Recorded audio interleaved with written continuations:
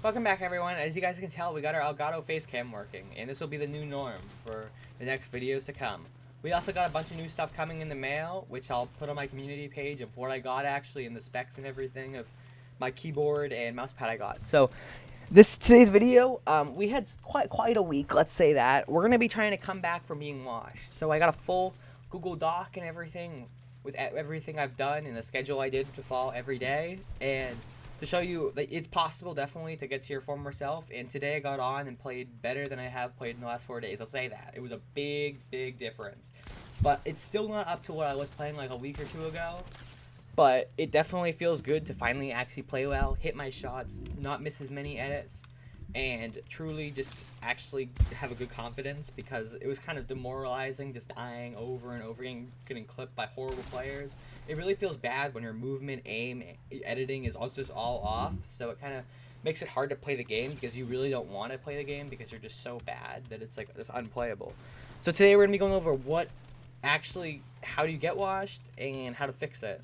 So to how to get washed, a tutorial video is you don't play the game for like a week, or you have some horrible thing happen in your life and you have a complete breakdown and you just play awfully because your mindset's just destroyed, or another thing, your setup gets moved. Like, let's say my chair height's been very weird, trying to get back to where it was. I don't really know how many blankets or pillows I had, because I got two stacked of two pillows, one blanket, and a back pillow now. So it's been working really well, but there's definitely, like, I don't know why my setup is just so screwed up, because I literally had to draw markers on my permanent markers, by the way, on my desk to show me where exactly my keyboard and my mouse pad goes. So it's a little crazy, but that's what it takes to get to the top, you know?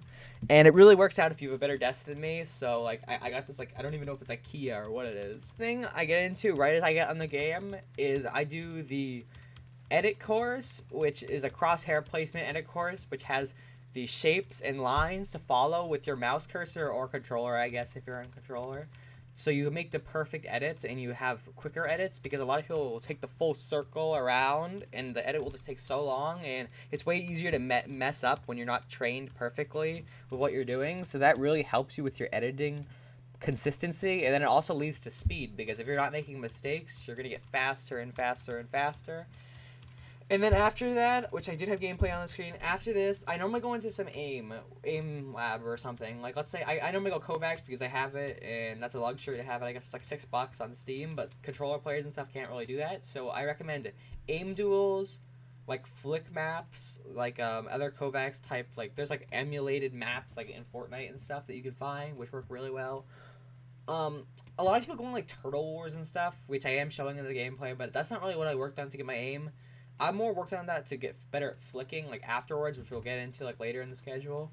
But, I normally, like, you need something standing still, so you exactly have, like, your aim perfected, or something moving, like, in the consistent pattern, so you can kind of recognize that exact same thing. Flicking is more, like, over time you're going to really build that, and it's going to be more reaction-based, and that's really what Turtle Wars is basically about, with the reaction and everything. So yeah, after I get my aim really good, I'll sometimes head into some free builds if I really still need some edit practice, because some of those days, like, I put so much work into those other courses and everything, and I could just not edit. I was trying to hit clips on people, and it was so difficult. I don't know why, but you sometimes just need more and more training. So I would not do free building at the beginning, though, because free building can get very lazy if you haven't got your crosshair placement perfectly before. When you get really lazy with your builds, you kind of start gaining really bad habits that can really set you back in the future. And that's really what I see a lot of people, like, they play it for so long that, like, I guess after so long you'll probably get good at it, but you don't really want to play, you don't want to creative build fight yourself for hours. Like, that doesn't seem very fun at all. And also, just build fighting other people is a great way to improve and everything, but I recommend doing all this stuff when you're fully warmed up, like Turtle Wars and everything, fully warmed up. What I mean by warmed up is not just the mind, but the your hand with your aim, like Kovacs, and your builds are very good and very consistent and kind of like exactly like a robot almost, you know? So that's really it. For those quick drills what I use. The rest of the stuff I can work on like afterwards. Let's say we're in Turtle Wars or whatever. If you're really struggling with editing, you use it as a time to kind of improve your angles, because if you can't edit, there's a lot more time you could try to set up longer angles and stuff with peanut butters and everything. That'll really have you set up, and having those working on also the moving edits as you're playing, like having a cone on your floor and then rolling onto the next peanut butter edit can over and over again, which I do a little bit in Turtle Wars, which you'll see.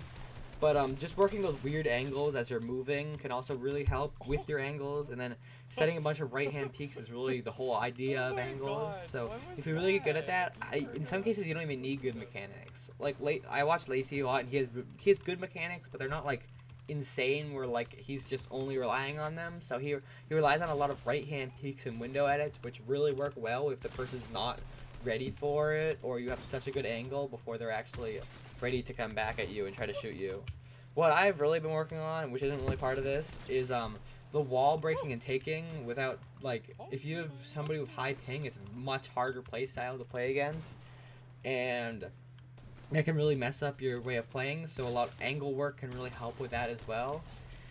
And then what else? So a lot of it's mindset as well, where you gotta believe you can actually come back, because a lot of people just get hopeless, like, oh, I'm never getting back to what I was, and it kind of keeps digging at you. And the more you use that negative mindset, the more you play worse. You know, you'll be stuck in that rut forever if you really don't believe you could ever get out of it. So don't get down, keep going.